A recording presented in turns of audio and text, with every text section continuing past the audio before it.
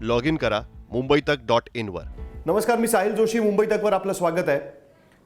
काही दिवसांपूर्वीच काबूलवरती आणि पूर्ण अफगाणिस्तानवरती तालिबानचा पूर्ण कब्जा झालेला आहे. म्हणजे आता तालिबानचं राज्य अफगाणिस्तानमध्ये आहे, अफगाणिस्तानमध्ये तालिबानचं सरकार आहे. पण तालिबानने काबूलवर कब्जा केल्यानंतर नक्की काबूलमधली परिस्थिती काय होती, ज्या बातम्या आपण ऐकतोय ती खरोखरच तशी परिस्थिती आहे का? तालिबानने आता प्रेस कॉन्फरन्स पण केलेली आहे आणि भारतात या लोकांना कसं परत आणलं गेलं याबद्दल आपण चर्चा करणार आहोत. माझ्याबरोबर आहेत वरिष्ठ पत्रकार आणि इंडिपेंडेंट जर्नलिस्ट आहेत सोनिया सरकार, की ज्या काबूलमध्ये त्यावेळेस होत्या.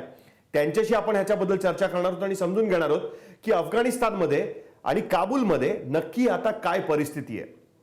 सोनिया, सबसे पहले तो आपका बहुत बहुत शुक्रिया कि आप हमारे साथ इस चीज पर बात कर रही है. आपसे ये समझना चाहेंगे कि आप काबुल में कब थी और आपने काबुल में क्या देखा. तालिबान फोर्सेस काबुल में पहुंचने के पहले क्या स्थिति थी और तालिबान फोर्सेस ने काबुल पर पूरी तरीके से कब्जा करने के बाद क्या स्थिति आपने वहां पर देखी. थैंक यू साहिल. जब मैं गई काबुल इनफैक्ट एग्जैक्टली एक हफ्ते पहले गई थी और अराउंड 4:30-5 बजे का टाइम था जब हमारा फ्लाइट लैंड किया 11 अगस्त. जिनकी बात मैं कर रही हूँ कोई तालिब नहीं था, ये सारे गवर्नमेंट के लोग. जब गवर्नमेंट था 11 तारीख को वहाँ पे एक गवर्नमेंट था जहाँ के लोग ऐसे ही हाई एंड कार्स में, बुलेट प्रूफ आर्मर्ड कार्स में घूम रहे थे विद हाई सिक्योरिटी था. उसके बाद जो नेक्स्ट दिन आया, मुझे एक वेडिंग इनविटेशन मिला, मैं वहाँ अटेंड किया. रात को 10:30 बजे मैं टैक्सी में आई वापस. मैंने काफी इंटरव्यूज किए लोगों के साथ, हर जगह लोगों से मिलने की कोशिश की, हर किस्म के लोगों से मिलने की कोशिश की. फ्राइडे सैटरडे में जो भी ट्रांजिशन हो रहा था, जो भी टेक ओवर हो रहा था, वो बहुत ज्यादा कुछ ब्लड बाथ में नहीं हुआ था, वो बड़ा पीसफुल ट्रांजिशन हो रहा था. तो मैं आपको बताती हूँ, सैटरडे शाम को मैंने 4:30-5 बजे ये माना कि जलालाबाद जाते हैं, क्योंकि वो एक ऐसा शहर है, 5th लार्जेस्ट अफगानिस्तान का शहर है और वहाँ कुछ नहीं था तालिबान का, कोई भी रूल नहीं था. एवरीबडी सेड कि ये कुछ नहीं होगा वहाँ पे, ये बड़ा शांत जगह है. तो मुझे ये देखना था कि ऐसे रेयर शांत जगहों में लोग क्या कह रहे हैं. तो मैंने लोगों से बात करने की कोशिश की, लोकल्स को बोला मैं कल सुबह 6 बजे यहाँ से निकलूंगी, और तभी 8:30-9 बजे मुझे किसी लोकल का फोन आया कि आप रुक जाइए, हमने ये सुना है कि 11 बजे तालिबान जलालाबाद सिटी में आ जाएगा और प्रोविंशियल गवर्नर जो है वहाँ के, वो तालिबान को कंप्लीट टेक ओवर की इजाजत दे देंगे. तो कोई ब्लड बैथ नहीं होगा, एक almost a transition of power होगा. तो ये ऑफ कोर्स हुआ. मैं रात को अराउंड 12 बजे तक मैंने देखने की कोशिश की, मिडनाइट तक, कि भाई क्या हो रहा है. तो ये सारे चल रहा था, ये सब बातें, और सोशल मीडिया पे काफी रिपोर्ट्स आ रहे थे कि वो जलालाबाद घुस गए. सुबह 4 बजे मुझे किसी ने बताया कि deal is done, it's there, and अब वो काबुल की तरफ आ रहे हैं. तो मुझे पता चल गया कि जलालाबाद तो मैं जा नहीं सकती, क्योंकि तब उनको पहले से मुझे इन्फॉर्म करना पड़ेगा. उन्होंने साफ कह दिया है अगर हमारे एरिया में आना है तो हमें इन्फॉर्म करना पड़ेगा. तो जलालाबाद मैंने कैंसिल कर दिया, लेकिन काबुल में सुबह सुबह उस दिन निकल गई. और जो मैंने देखा सुबह उठते ही, और मैं जहाँ थी उसके सामने ही 2-3 बैंक थे, इतना भीड़ था, लोग बैंक के सामने, एटीएम के सामने खड़े थे, क्योंकि उनको पैसे चाहिए थे. उन्होंने समझ लिया कि अब काबुल भी जा रहा है. और ट्रैफिक मेस था इतना. मैंने 5 दिन उसके पहले ट्रैवल किया, इतना ज्यादा मेस मैंने कभी नहीं देखा. 1 इंच भी ट्रैफिक मूव नहीं कर रहा था. 1.5 घंटा मुझे 1 किलोमीटर कवर करने लगा था. एंड फिर भी मैं चलती रही, क्योंकि मुझे मेरे अपॉइंटमेंट्स थे. मैं फिर भी लोगों को बोलती रही कि मैं आ रही हूँ, मैं आई मीट यू गाइस. फिर सारा मामला और खुलने लगा. पता चल गया कि सब प्रेसिडेंशियल पैलेस में हैं, उनका डीलिंग चल रहा है. और बस, और 1 घंटे में ये अलर्ट आ गया फोन पे कि प्रेसिडेंट घानी चले गए हैं. And then everything was in very uncertain position, because किसी को पता नहीं था कि एक्चुअली अब क्या होने वाला है. क्या तालिबान सबके घर पे घुसेंगे, क्या लोगों को वहां से उठाएंगे, क्या महिलाएं पर कोई अत्याचार करेंगे. और फिर मैं 4:30 बजे आ गई वापस घूम घाम के अपने होटल में। उसके बाद फिर पता चल रहा था कि कुछ ना कुछ मूवमेंट्स हो रहे हैं, लेकिन बोला गया है कि कोई भी तालिबान किसी को पर्सनली कोई हार्म नहीं पहुंचाएगा।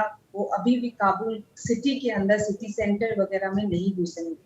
तो ये एक्चुअली ये था संडे का माहौल। और संडे शाम तक फिर मैंने फिर अपना लोकेशन भी चेंज किया फॉर मोर सेफ्टी। और फिर मैंने देखा कि स्ट्रीट सब डिजर्टेड हो रहे हैं, और होटल के रूम से मुझे बहुत रात तक भी हेलीकॉप्टर ऊपर उड़ने की आवाज आई, और फिर कुछ स्ट्रीट पे भी लोग अल्लाह अकबर चैंट कर रहे थे, ये भी आवाज आ रही थी। लेकिन मैं 6:30 बजे घुस गई होटल के अंदर, उसके बाद नहीं निकली, बिकॉज मुझे लगा कि शायद मामला बिगड़ सकता है। और मंडे को अभी होटल के अंदर थी और लोगों ने कहा कि नहीं निकलो, इनफैक्ट तुम निकलो इस कंट्री से निकल जाओ, बिकॉज हम अब और कुछ नहीं कर सकते हैं अगर कुछ हो गया तो। पहले लोकल्स बता रहे थे कि मेरे घर पे आके रहो, मेरे साथ रहो, काबुल में कुछ नहीं होता है। काबुल में अगर एक जगह बॉम्ब ब्लास्ट होती है तो अगले ही घर पे शादियां होती है। तो काबुल में ऐसा कुछ नहीं होता है जहां से काबुल की जिंदगी रुक जाए। लेकिन ये सब बातें खत्म हो गई, और वही लोग अब मुझे बोल रहे थे कि आप निकलो, और खुद घर से नहीं निकल रहे थे, अपने आप को लॉक करके रखा था। तो यही थी चेंज। लेकिन उसके बाद क्या हुआ, क्योंकि उसके बाद कमर्शियल फ्लाइट्स बंद हो गई थी काबुल एयरपोर्ट पे, सारी तस्वीरें यहाँ पर दिख रही थी। क्या उसकी जानकारी आपको मिल पा रही थी, क्योंकि काबुल एयरपोर्ट एक तरीके से लोगों की झुंड वहां पर लग गई थी और उसके बाद फैसला लेना पड़ा, कमर्शियल फ्लाइट्स बंद हो गई। फिर भारत लौटने के जो आपके पास रास्ते थे वो किस तरीके से एक्सप्लोर किए गए? क्या इंडियन एम्बेसी को आपने कांटेक्ट किया, उधर जाने की आपने कोशिश की? वो सब चीजें किस तरीके से हुई? मैं आपको बताती हूँ, जब संडे को मैंने अपना लोकेशन चेंज किया, क्योंकि एक रीजन था क्यों मैंने चेंज किया। मैंने अचानक से 4:30-5 बजे मैं होटल रूम में बैठ के कुछ लिखना चाह रही थी, क्योंकि तब तक मैंने इतना इन्फॉर्मेशन ले लिया था, I wanted to write something. तब भी मुझे अचानक से बहुत सारी औरतों और बच्चों की आवाज आई, और बहुत जोर से वो चिल्ला रहे थे, और बहुत सारे लोग एज इफ किसी के पीछे दौड़ रहे हैं। मेरे रूम के बाहर मुझे आवाज आया, और फिर हर एक रूम के दरवाजा कोई एज इफ तोड़ने की कोशिश कर रहा था, इतना ज्यादा आवाज आ रहा था, और किसी ने मेरा दरवाजा भी बहुत जोर से बैंग किया। तब मुझे एक वक्त के लिए बहुत डर लग गया था, क्योंकि पहले मैं अकेले घूम रही थी, और मैं सब लोगों से मिल रही थी, हर जगह जा रही थी। मेरे साथ जो ड्राइवर साहब थे, उन्होंने मुझे कॉन्फिडेंस दिया कि आप कहीं भी जा सकते हो मेरे साथ, कोई दिक्कत नहीं होगा। लेकिन जब वो इंसिडेंट हुआ, जब मैंने ये सुना कि कोई मेरा दरवाजा बैंग कर रहा है, मुझे लगा कि शायद वो तालिबान फोर्सेस आ गए हैं, शायद होटल्स वगैरह चेक कर रहे हैं कि कौन है नहीं है। नो, शायद औरतों को पिकअप करेंगे, आई डोंट नो। ये सारे जो हमने सुना है तालिबान रूल के बारे में, ये सारे इमेजेस भी प्ले आउट होते हैं। तो फिर मैंने होटल मैनेजर को फोन किया, उसने मेरा फोन काट दिया। फिर मुझे लगा कंप्लीट ये कोई डील हो गया होगा, उसने सरेंडर कर दिया होगा, क्योंकि जिस होटल में मैं थी उस होटल में सिर्फ अफगान औरतें थी, अफगान मेन थे जो डिफरेंट प्रोविंसेस से आए थे। मुझे बाद में एक जर्नलिस्ट ने, जिसको मैंने फोन किया, लोकल जर्नलिस्ट, उन्होंने फिर मैनेजर से बात किया। उन्होंने बोला कि 2 फैमिलीज में झड़प हो गई है और इसीलिए ये सब हंगामा हुआ। लेकिन उसके बाद मुझे 1 इंच भी कॉन्फिडेंस नहीं था कि मैं उस होटल में रहूं, तो मैंने फिर लोकेशन चेंज करने की कोशिश की। मैंने फिर यहाँ एम्बेसी को ट्राई किया, फोन नहीं मिला। फिर मैंने मिनिस्ट्री ऑफ एक्सटर्नल अफेयर्स को मैसेज डाला, और फिर मुझे एक और जर्नलिस्ट थी, हमारी इंडियन जर्नलिस्ट, जो किसी और होटल में थी, तो मैंने उनको मैसेज किया। तो उन्होंने बोला प्लीज तुम अभी आ जाओ, यहाँ पे रूम है और कोई रिस्क मत लो, जस्ट काम डाउन। तब फिर मैंने ड्राइवर साहब को फोन किया, और फिर मैंने वो एम्बेसी वो होटल में चेक इन किया। लेकिन पूरी जो शाम थी उस संडे की शाम, यही चेक करने में लग गया कि कहाँ प्रॉब्लम्स हो रहा है, तालिबान सिटी में कहाँ घुस गया है, क्या हो सकता है। As journalist, as women, as Indians, हमें क्या थ्रेट हो सकती है। क्योंकि अगर वो किसी नेशनलिटी को टारगेट करेंगे तो फिर वो नहीं मानेंगे कि कोई जर्नलिस्ट है, तो वो तो फिर सिर्फ नेशनलिटी को ही टारगेट करेंगे। एंड देन मंडे को फिर सुबह और दो जो जर्नलिस्ट थे इंडिया से वो गए एयरपोर्ट में, उनका फ्लाइट था, तो वो उनका एयर इंडिया का फ्लाइट था। मुझे लगा कि अगर निकलना है यहाँ से, कैम एयर अगर कैंसिल हो जाता है, अगर क्योंकि वो उनका नेशनल फ्लाइट है, तो अगर वो नहीं चाहते कि विमेन एयर होस्टेस काम करे तो शायद फ्लाइट ही कैंसिल कर दे या नहीं उड़ने दे। तो मैं बस यही सोचने लगी, तो फिर मैंने एक एयर इंडिया का टिकट बुक किया। सोचा कि अगर सब इंडियंस रहेंगे तो शायद एयर इंडिया तो एटलीस्ट रहे एज एन इवैक्यूएशन फ्लाइट, तो जा ही सकता है। फिर यही सारे परमुटेशन कॉम्बिनेशंस दिमाग में चलते रहे। फिर अचानक 8:30-9 बजे लोकल टाइम में मुझे दूसरी जर्नलिस्ट जो एयरपोर्ट में थी उनका फोन आया कि अगर आपने कल आना चाहते हो एयरपोर्ट, आप प्लीज सब पूछ के आओ, क्योंकि हमारे सामने गोलीबारी हुई है, हमने ब्लड बाथ देखा है, लोग बहुत इधर उधर दौड़ रहे हैं, हम अभी तक पूरी तरह एयरपोर्ट के अंदर पहुंच नहीं पाए, वी डोंट नो हम क्या करेंगे। तब हमें बहुत डर लग गया। तब से मैंने फिर जितने भी मेरे कॉन्टैक्ट्स थे मिनिस्ट्री ऑफ एक्सटर्नल अफेयर्स को मैंने मैसेज किया फिर से। फिर मैंने यहाँ के जर्नलिस्ट जो जिनके साथ एमईए का कोई कॉन्टैक्ट होगा, जो उनको बता सकते हैं कि वहां पे हम फंस चुके हैं, अब निकलने का कोई साधन नहीं है, वो अगर हमें हेल्प किया। तो ये सारा दिन यही चलता रहा। एम्बेसी से फिर एक बार फोन आया, उन्होंने बोला आप जहाँ भी हो आप वहीं रहो। फिर हमने सोचा कि फिर अगर फ्लाइट भी पकड़ना है तो फिर कैसे पकड़े, अगर बाहर हम जा ही नहीं सकते हैं। फिर अचानक से फिर हमें ये पता चला कि फ्लाइट ही सस्पेंड हो गया है। तो ये हर एक मिनट में एज इफ एक एक्शन पैक्ड मूवी की तरह सीन्स चेंज होते रहे। फिर ये जो तो C-19 भेजा गया था भारत सरकार की तरफ से, और फिर उसके बाद जो इवैक्यूएशन हुआ, वो प्रोसेस कब से शुरू हो पाई? फाइनली आप एम्बेसी कब पहुंची, कैसे पहुंची, और किस तरीके से आप भारत के लिए निकल पाई वहां से फिर? जी, वहाँ का लोकल टाइम अराउंड 4 बजे के करीब हमें एम्बेसी से फोन आया, क्योंकि मैं थी एक होटल में और एक इंडियन वो भी इंडिपेंडेंट जर्नलिस्ट है, वो दूसरे एक अपार्टमेंट में रह रही थी सिटी सेंटर में। हम अराउंड 10-15 मिनट्स की दूरी में ही थे।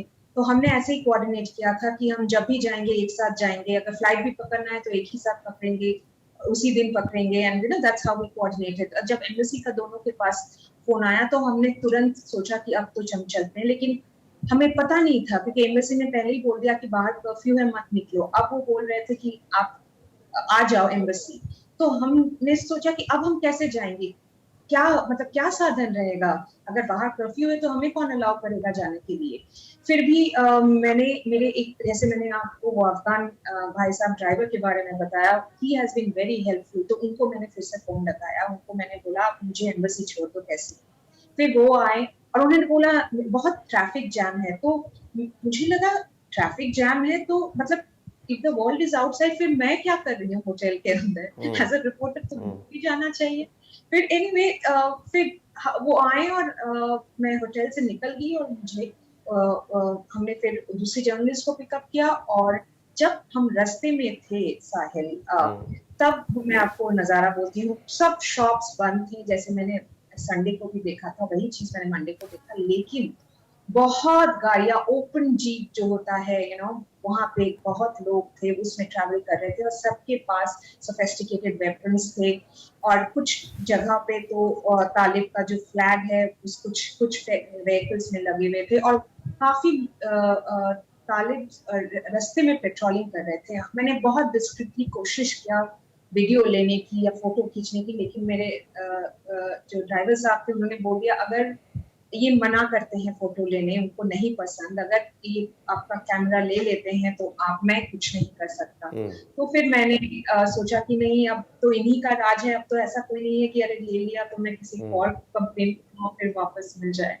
तो ऐसे ही हम फिर एम्बेसी पहुंचे, लेकिन एम्बेसी में जब पहुंचे वहां का जो एंट्रेंस, जो वो एक एरिया है, डिप्लोमेटिक एन्क्लेव है, ग्रीन जोन है, उसके गेट में सब तालिब बैठे थे और हमें पता नहीं था हम क्या करें। फिर ड्राइवर साहब ने फिर उनसे बात किया, उनको बोला कि ये इंडियंस हैं, ये पासपोर्ट है इनके पास, इनको जाने दीजिए। उन्होंने बोला नहीं एम्बेसी तो बंद है, आप किसके पास जाओगे।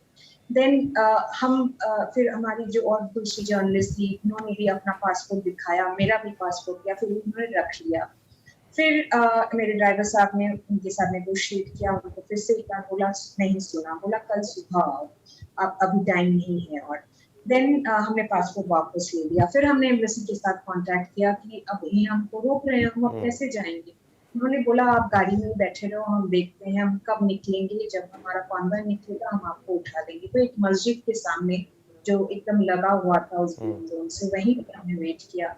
और फिर 3 घंटे ऐसे बीत गए। और फिर 2-3 घंटे बाद ऐसे हमने कांस्टेंट हम कर रहे थे, टच पे थे एम्बेसी के, लेकिन हमको सचमुच पता नहीं था कि वो हमको उठा भी पाएंगे या नहीं, क्योंकि सब जगह उनका पेट्रोलिंग था। और अगर रोक देंगे उनकी गाड़ियां को, और अगर हमें भी रोक दें वहां जाने के लिए, तो फिर मतलब गाड़ी में चढ़ने के लिए, तो हम क्या कर सकते हैं। फिर हमारे ड्राइवर साहब ने हमसे फिर से कांटेक्ट किया, उनको पूछा कि किस तरह से क्या करें तो आप इनको जाने देंगे। तो उन्होंने बोला आप एम्बेसी को बोलो कि इतनी रात को हम अकेली लड़कियों को जाने नहीं देंगे। तो 6-6:30 बजे का टाइम था, किसी को भेजने के लिए बोलो। तो फिर हमने फिर नेगोशिएट किया। तो फिर एम्बेसी ने वहाँ उनके साथ जिनकी बात हो रही थी, वहाँ का एरिया कमांडर होगा या कोई होगा, आई डोंट नो डेजिग्नेशन, उनसे फिर इनकी बात करवाई। देन इन्होंने हमें ऑफर किया कि जीप में आप हमारे जीप में बैठो और हम आपको छोड़ देंगे। तालिब्स ने आपको उनकी जीप में दूतावास तक छोड़ा, मतलब एम्बेसी तक आपको छोड़ा तालिब्स ने, जो वहां पर गार्ड कर रहे थे। मतलब उनका जो जीप है बाय द वे, वो पुलिस का जो जीप था, नेशनल सिक्योरिटी फोर्सेस का जो जीप था, वो अब उनका है, अब वही है सिक्योरिटी फोर्सेस वहां पे।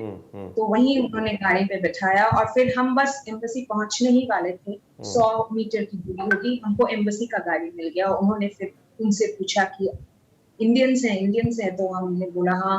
तो फिर हम फिर उनकी गाड़ी से उतर के एम्बेसी की गाड़ी में चढ़ गए और फिर अंदर गए। फिर उसके बाद लगा कि चलो अब जा सकते हैं शायद घर। नहीं, तो उसके बाद क्योंकि वो C-19 तो आ चुका था, काबुल एयरपोर्ट पर था, अचानक प्लान बना, क्योंकि तब तक तो ये तय था कि 48 घंटे तक कोई फ्लाइट वहां से उड़ नहीं सकती। उसके आगे किस तरीके से हुआ, आपको कैसे वहां से एयरपोर्ट लेके गए, आपके सामान का क्या हुआ, वो सारी चीजें कैसे हुई? साहिल, हम जब अंदर गए हमें ये बोला गया, हमें एक ब्रीफिंग भी दी गई कि आप यहाँ से कुछ नहीं इंफॉर्मेशन लीक आउट कर सकते जब तक हम यहाँ पे हैं, हमारी सिक्योरिटी थ्रेट हो जाएगी। आप कुछ मत लिखिए, लाइव ट्वीट मत कीजिए, कोई इमेजेस ना भेजिए। तो हमने ऑफ कोर्स कुछ नहीं किया, हम किसी ने भी नहीं किया। We were all sitting and waiting. फिर हमें हमको रूम्स असाइन किए गए कि आप यहाँ रेस्ट लीजिए। फिर अचानक 9:45-10 बजे हमको बोला गया डाइनिंग रूम मेस में आ जाइए, खाना तैयार है। बस हम निकलने वाले थे तो फिर किसी ने इंस्ट्रक्शन दिया, निकलो निकलो, निकलने का टाइम हो गया है। You know, so it was that quick.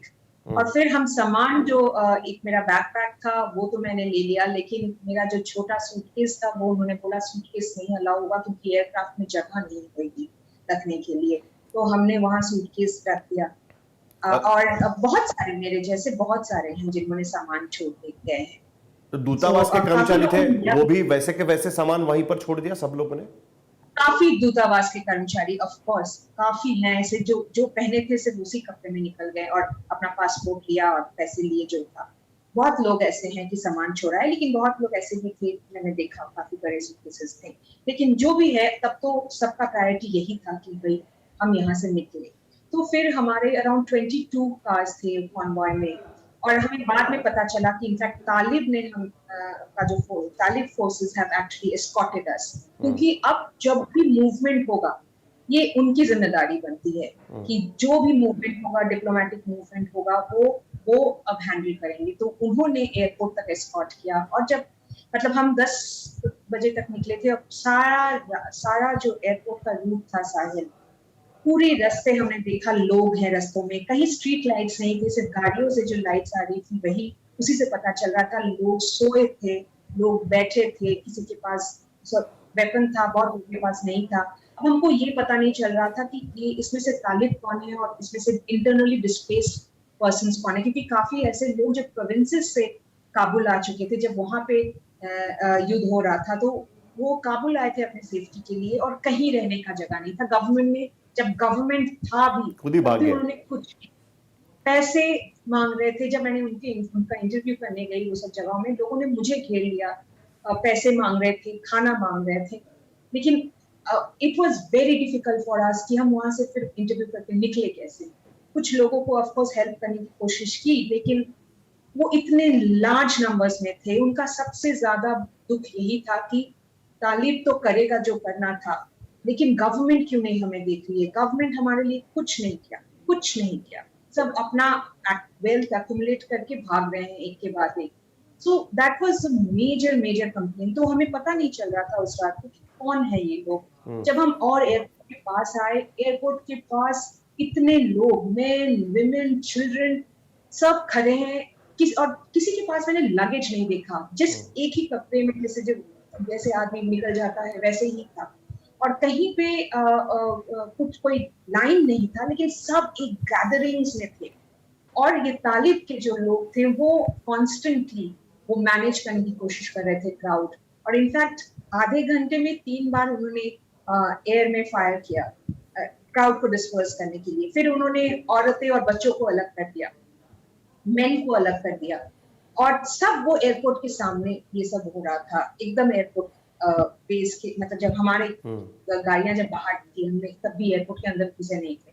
उसके बाद तो मैं ऑनेस्टली अचानक हम वी रियलाइज्ड कि 3 बज गए हैं और हम बेस में घुस रहे हैं। और अंदर जाके भी it was a huge distance. सब कुछ प्रोटोकॉल के अनुसार होना था। US forces had taken over the airport, तो उनके प्रोटोकॉल के अनुसार था। तो फिर फाइनली हम 6 या 6:30 बज रहे थे लोकल टाइम जब हमने फ्लाइट बोर्ड किया। और फिर वहां से जामनगर आए, गुजरात। 11 था शायद लोकल टाइम यहाँ का। फिर वहाँ 3 घंटे रुकना पड़ा। फिर हम यहाँ हिंडौन एयरबेस आए। बहुत ही अद्भुत अनुभव रहा है आपका ये सारे पूरे एपिसोड का। आखिर में बस आपसे जानना चाहेंगे, क्या लोगों में डर है? जो तस्वीरें वहां से दिख रही थी वो क्या अफगान फोर्सेस वाले लोग थे कि जो डरे हुए थे? जाहिर सी बात है कि तालिबान के खिलाफ वो लड़े हैं, गवर्नमेंट के लोग थे, या फिर आम जनता थी कि जो समझती है कि तालिबान के आने की वजह से अब उनकी आम जिंदगी खत्म हो गई है? हाँ, इसमें बहुत सारा लेयर्स हैं। अगर हम लार्जली कहें, गवर्नमेंट में जो भी काम करता है वो बहुत डरा हुआ है। किसी भी तरीके से अगर वो गवर्नमेंट से जुड़ा था तो वो हमेशा वो सोचता है कि वो टारगेट है, और टारगेट है भी। टारगेटेड किलिंग्स पहले भी हो रहे थे जब इन्होंने टेक ओवर नहीं भी किया था। फिर भी आपको पता होगा, अगस्त के पहले ही एक्टिंग डिफेंस मिनिस्टर के घर पे ही एक कार ब्लास्ट हुआ था, और उसमें कुछ सिविलियंस भी मर गए। मिनिस्टर नहीं था तब अपने मकान में। तो टारगेटेड किलिंग्स तो है। सेकेंडली एक वो भी कैटेगरी है जो माइनॉरिटीज हैं वहां पे, हजाराज, ताजिक्स, इनको भी एक डर है। ये कम्युनिटीज जो है कि ये अब हमको टारगेट करेंगे। तो हमने एयरपोर्ट के सामने जो भीड़ देखी वो ऑर्डिनरी लोगों का है। मुझे नहीं लगता वो कोई गवर्नमेंट ऑफिशियल ऐसा होगा। शायद ऐसा कोई हो कि गवर्नमेंट के ऑफिस में कोई नीचे तबके का आदमी होगा, उसको भी डर लगा कि अगर मेरा बॉस ही सेफ नहीं है तो मैं कैसे सेफ हो सकता हूँ। तो ऐसे लोगों को मैंने देखा। लेकिन ये हर कैटेगरी के लोग हैं, विमेन हैं, क्योंकि बहुत सारी औरतें जो मुझे पहले बोल रही थी कि बस आप सर ढक लो, काबुल में तो चलेगा, इससे ज्यादा कुछ करने की जरूरत नहीं है, आप अलर्ट रहो। हम लोग भी अलर्ट ही रहते हैं, लेकिन हम ठीक हैं। वो हमें कुछ काबुल है, हमें कुछ नहीं होगा। जो औरतें रात को 11 बजे 1 बजे शादियां अटेंड करती हैं, फैमिलीज के साथ वापस आती हैं, वो अचानक से सब उनका वो डर गई और उनको लगा कि अब हमको निकलना चाहिए कैसे भी। वो वीजास के लिए अप्लाई कर रहे, क्योंकि वो जो लिबरल लाइफस्टाइल में विश्वास करती हैं, जो प्रोग्रेसिव लाइफस्टाइल में विश्वास करती हैं, वो ये चाहती है कि अगर मैं खुद बोलूंगी कि मेरा हद क्या है, तो वो उनको एक थ्रेट है। और मैंने ये भी देखा कि काफी जर्नलिस्ट को वो खोज रहे थे, विमेन जर्नलिस्ट को अपेरेंटली खोज रहे थे कौन है। लेकिन एट द सेम टाइम हमने ये भी कल सोशल मीडिया पे देखा कि वो टोलो न्यूज में, जो अफगान का सबसे पॉपुलर न्यूज, वहां पे एक वुमन एंकर किसी तालिब को इंटरव्यू कर रही Interview थी, दे तो रही ये भी एक मैसेजिंग भी जा रहा था कि डरो नहीं, तुम अपना काम करो, सो ये बहुत ही कॉन्ट्रास्टिंग चीजें हैं जो एक साथ हो रही है, कंफ्यूजिंग है। अभी मैं किसी से बात कर रही थी, एक वुमन वॉलंटियर है, 21 ईयर ओल्ड की हैं, और वो बोल रही कि हम चाहते हैं घर से निकलना, लेकिन वो अंदर का डर अभी तक गया नहीं जो है। एग्जैक्टली। और वो ये भी बता रहे कि जो भी स्पोक्स पर्सन कुछ भी बोले, लेकिन जो नीचे जो के लोग फोर्स हैं वो क्या बाहर घूम करेंगे? रहे हैं, हम्म। वो जो फोर्स बाहर घूम रहे हैं, वो कुछ और ही करेंगे, फिर हम किसके पास जाएंगे? यहाँ पे तो कोई गवर्नमेंट है नहीं। सोनिया, आपने आपका एक्सपिरियन्स हमारे साथ शेअर किया, आपका बहुत बहुत धन्यवाद. सोनिया सरकार आपल्याला सांगत होत्या की काय त्यांचा एक्सपिरियन्स होता, कशा पद्धतीने त्या भारतात परत येऊ शकल्या आणि त्यांच्या मनात काय इम्प्रेशन आहे सध्याच्या परिस्थितीमध्ये, कशा पद्धतीने नवीन सरकार बनतंय. पण तरी सुद्धा 1996 ते 2001 पर्यंत अफगाणिस्तानातल्या लोकांनी तालिबानचं शासन बघितलेलं आहे आणि त्याचे जे व्रण आहेत ते मात्र अजूनही त्यांच्या आठवणीतनं गेलेले नाही आहेत. आणि म्हणूनच जी दृश्य सोनिया सरकारने बघितली त्या ठिकाणी, ती दृश्य आपल्याला टीव्हीवर सुद्धा बघायला मिळत आहेत. आणि ती भीती जी आहे ती कुठेतरी तालिबानबद्दल अजूनही कायम आहे. लॉग इन करा मुंबईतक.in वर.